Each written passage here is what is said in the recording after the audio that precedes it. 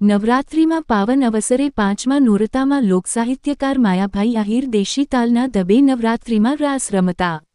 મહુવા શહેરની મધ્યમાં આવેલ સામુદ્રી માતાના પૌરાણિક મંદિરે નવરાત્રિમાં રંગત જામી હોય તેમ લોકસાહિત્યકાર માયાભાઈ આહિર મંજીરાઓ વગાડી માતાની આરાધ્યા કરતા હોય અને સાથોસાથ તબલા મંજીરા અને હાંડીલા તાલે દેશી ઢબે પોતાના સ્વરમાં માતાજીના ગીતો ગાય રાસ રમતા નજરે પડ્યા છે.